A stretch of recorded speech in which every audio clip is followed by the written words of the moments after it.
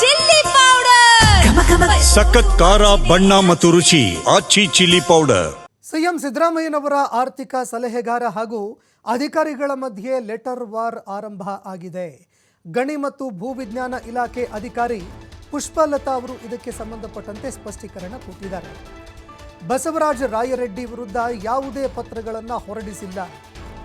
ಬಸವರಾಜ ರಾಯರೆಡ್ಡಿ ವಿರುದ್ಧ 20 ಪ್ರಶ್ನೆಗಳ ಪತ್ರ ಅನಾಮಧೇಯ, ಅಂದರೆ ಈಗ ಓಡಾಡ್ತಾ ಇರುವಂತಹ ಪತ್ರ ಏನಿದೆ 20 ಪ್ರಶ್ನೆಗಳು ಇರುವಂತಹ ಪತ್ರ ಅದು ಅನಾಮಧೇಯ ಪತ್ರ. ಆ ಪತ್ರಕ್ಕೂ ನಮಗೂ ಯಾವುದೇ ರೀತಿಯಾದಂತಹ ಸಂಬಂಧ ಇರೋದಿಲ್ಲ ಅಂತ ಸ್ಪಷ್ಟೀಕರಣ ಕೊಟ್ಟಿದ್ದಾರೆ. ಒಂದು ಪತ್ರಿಕಾ ಪ್ರಕಟಣೆ ಹೊರಡಿಸುವ ಮೂಲಕವಾಗಿ ಅಧಿಕಾರಿಗಳು ಈಗ ಸ್ಪಷ್ಟೀಕರಣ ಕೊಟ್ಟಿದ್ದಾರೆ. ಪುಷ್ಪಲತಾ ಅವರು ಈ ಬಗ್ಗೆ ಸ್ಪಷ್ಟೀಕರಣ ಕೊಟ್ಟಿದ್ದಾರೆ.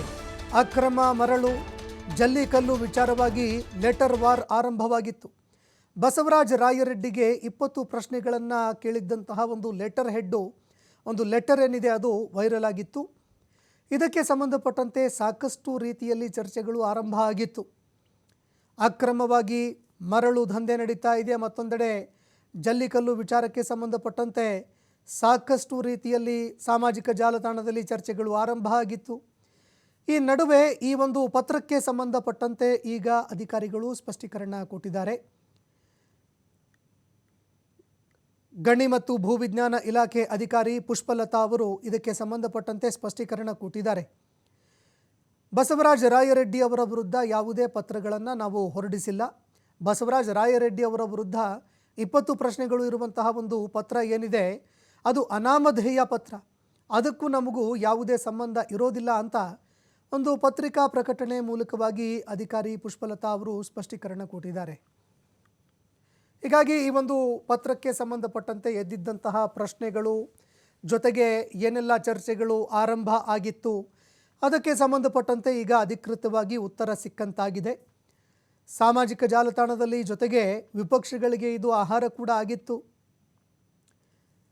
ಈ ನಡುವೆ ಈಗ ಖುದ್ದು ಗಣಿ ಮತ್ತು ಭೂವಿಜ್ಞಾನ ಇಲಾಖೆ ಅಧಿಕಾರಿಗಳು ಇದಕ್ಕೆ ಸಂಬಂಧಪಟ್ಟಂತೆ ಒಂದು ಲೆಟರ್ ಹೆಡ್ ಮೂಲಕವಾಗಿ ಆ ಸ್ಪಷ್ಟೀಕರಣ ಕೊಟ್ಟಿರೋದ್ರಿಂದಾಗಿ ಎಲ್ಲ ಪ್ರಶ್ನೆಗಳಿಗೆ ಈಗ ತೆರೆ ಬಿದ್ದಂತಾಗಿದೆ.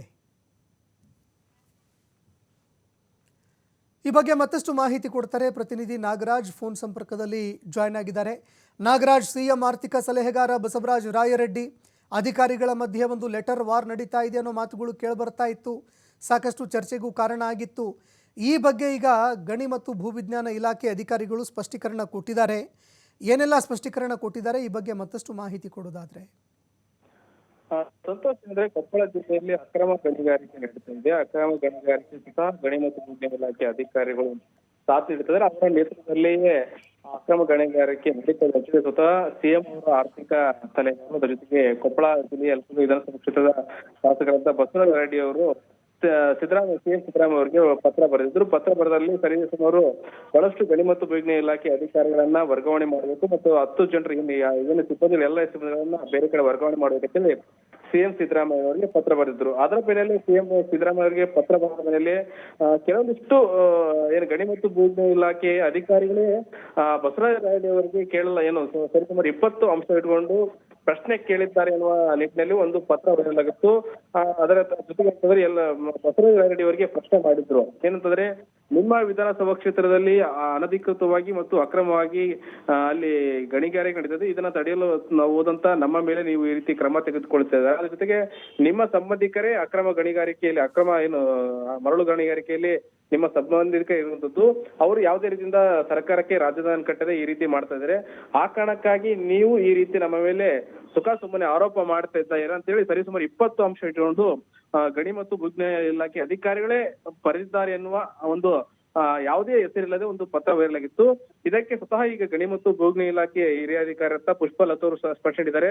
ಮಾಧ್ಯಮ ಪ್ರಕಟಣೆ ನೀಡುವ ಮೂಲಕ ಸ್ಪಷ್ಟನೆ ನೀಡಿದ್ದು, ಸಿಎಂ ಆರ್ಥಿಕ ಸಲಹೆಗಾರ ವಿರುದ್ಧ ಏನು 20 ಪ್ರಶ್ನೆಗಳ ಅನಾಮಧೇಯ ಪತ್ರ ಹೊರಡಿಸಲಾಗಿತ್ತು, ಅದಕ್ಕೂ ನಮ್ಮ ಇಲಾಖೆಯ ಅಧಿಕಾರಿಗಳು ಯಾವುದೇ ಸಂಬಂಧ ಇಲ್ಲ, ಅದ್ರ ಜೊತೆಗೆ ಯಾವ ಪತ್ರಕ್ಕೂ ನಮಗೂ ಯಾವುದೇ ಸಂಬಂಧ ಇಲ್ಲ ಅಂತೇಳಿ ಇದೀಗ ಸ್ವತಃ ಅವರೇ ಈಗ ಪತ್ರಿಕಾ ಪ್ರಕಟಣೆ ಹೊರಡಿಸಿದ್ರು. ಒಟ್ಟಾರೆ ಈಗೇನು ಬಸವರಾಜ ರಾಯರೆಡ್ಡಿ ವಿರುದ್ಧ ಅಧಿಕಾರಿಗಳು ಸಮರ್ಥ ಆಗ್ತಾ ಇದ್ದು ಇದೀಗ ಸುಖಾಂತ ಕಂಡಿದಂತೆ. ಯಾಕಂದ್ರೆ ಸ್ವತಃ ಅಧಿಕಾರಿಗಳು ಈಗ ಸ್ಪಷ್ಟನೆ ನೀಡೋದ್ರ ಜೊತೆಗೆ ನಮ್ಮ ಇಲಾಖೆಯಿಂದ ಯಾವೇ ಒಬ್ಬ ಅಧಿಕಾರಿಗಳು ಕೂಡ ಈ ರೀತಿ ಪತ್ರ ಹೊರಡಿಸಿಲ್ಲ ಎನ್ನುವ ಮೂಲಕ ಅದಕ್ಕೆ ತೆರಳುವಂತ ಕೆಲಸವನ್ನ ಗಣಿ ಮತ್ತು ಭೂವಿಜ್ಞಾನ ಇಲಾಖೆ ಅಧಿಕಾರಿಗಳು ಮಾಡಿರ್ತದ್ದು. ಸಂತೋಷ್.